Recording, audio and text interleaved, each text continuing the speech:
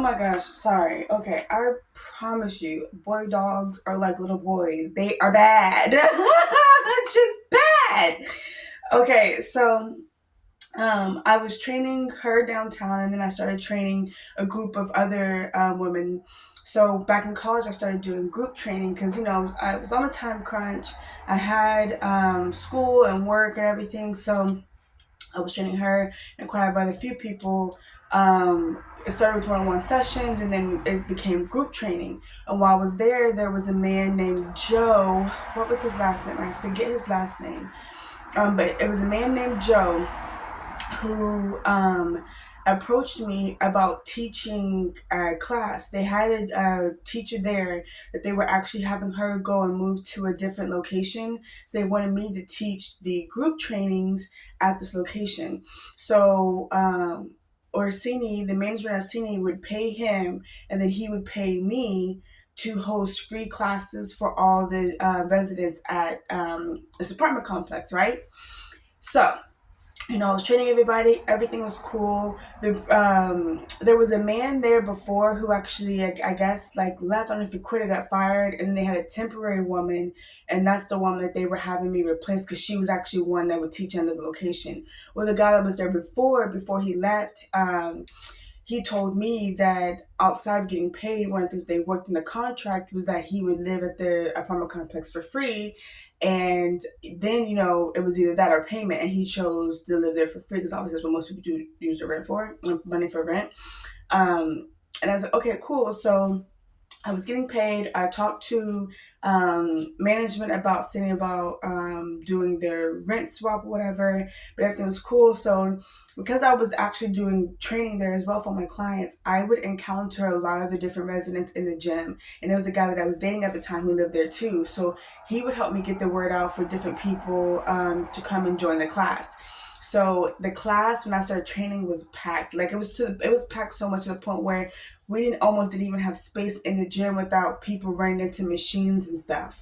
But it was really cool. I always have a great playlist. We'd have a great workout routine. It was indoor, outdoor, and there was a track outside. So I'd have them do stuff indoor and outdoor. It was very interactive. So everyone in the class, it was a chance for them to not just work out but interact and bond with the other residents so that way they can build relationships with the residents too, right?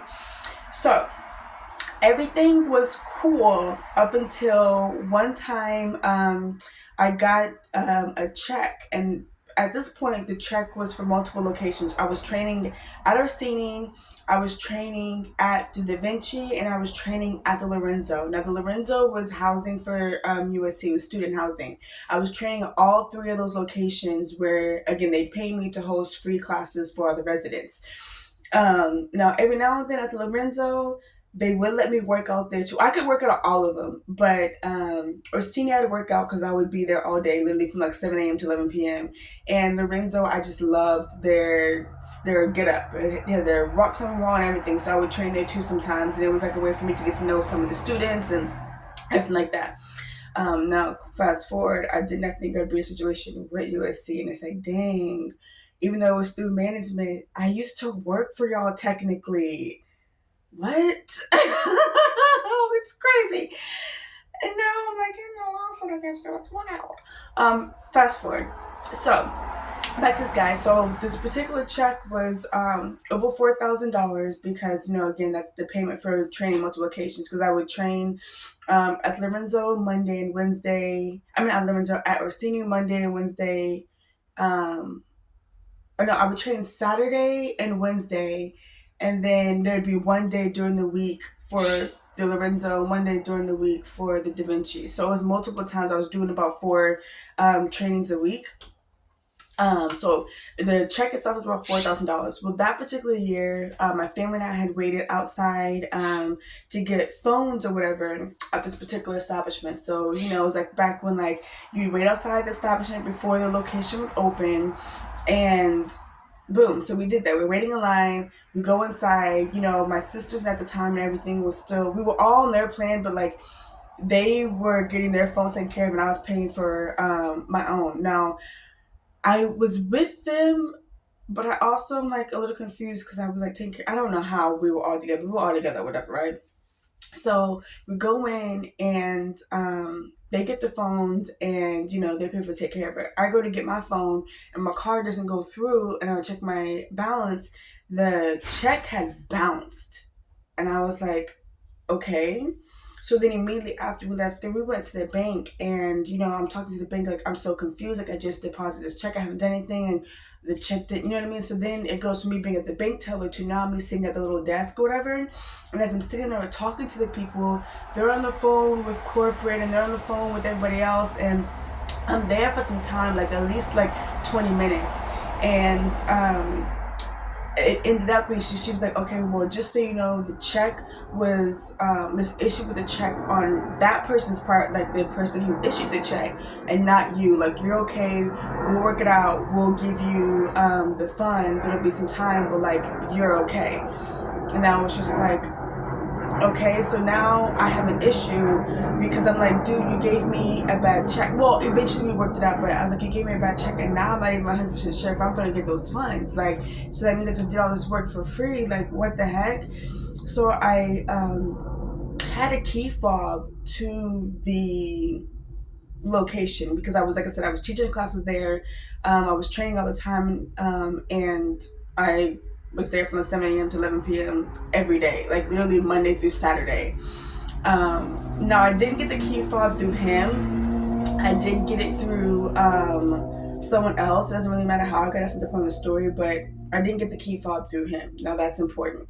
So I call a meeting with management and I go in the office and I'm explaining the story about, hey, I want to know if there's a way we can have direct payment from you to me so I don't have to ever run to this issue again where there's an issue with the check bouncing, right? And I already sent a message to the other guy. Well, that the manager told, the other guy, Joe, that I met with him, and was, I guess, going to try to work something out. Joe got all upset and all his feelings, how hypermasculinity works, and wanted to meet with me. So we met outside one day, and because I scheduled a meeting, he fired me.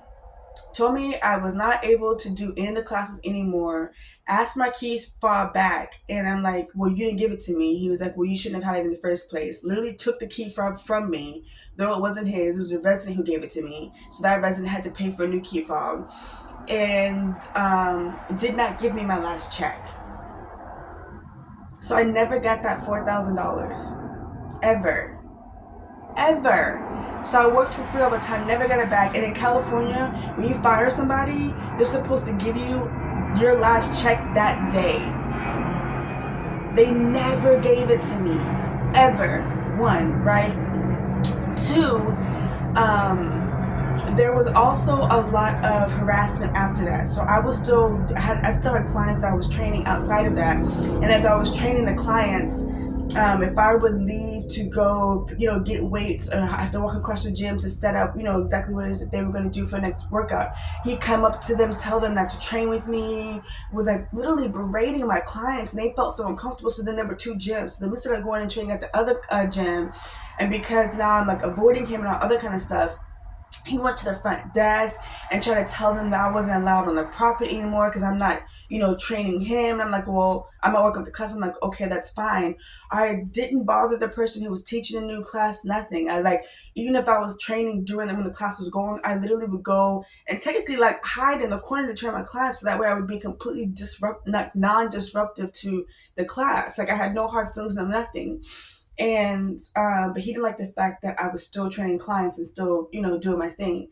So then he had it to where I wasn't even allowed on the property at all. And I'm just like, that's so crazy. And then he started telling people that I tried to cash the check twice, and I'm like, that's not true. So now you're going out here and you're tarnishing my name and trying to ruin my character when you were the one who wrote a bad check. Huh? And then on top of that, so that's him. Then there was harassment because it was all men. There was three friends who decided to get together and to do a fitness thing, right? And the I'm not even gonna say the name. I was gonna say that. I'm not even gonna say the name. So there was a fitness thing that they did, right? And one of the other employees of this fitness thing was, his name was Marquise. Now, Marquise actually worked in the leasing office at Orsini, and which is how they came about with even doing everything. So I used to go and meet with Marquise sometimes when we would go and talk about things, and Marquise literally would take my phone, go through my phone to see if I had quote unquote any inappropriate pictures. And it's like, that's none of your business, because I'm not dating you. I'm not, you know what I mean? I'm not doing anything with you, and you have a girlfriend. So why are you going through my phone? And it made me uncomfortable. But because he was technically my boss, I never said anything, because I was like, if I go off in the way that I want to go off, it could affect my money and my job. And I mean, I ended up getting fired anyway, so I really should have just said something. And it's like, and then the other guy, I am cool with him, so I won't say his name. Like, we haven't talked in a while.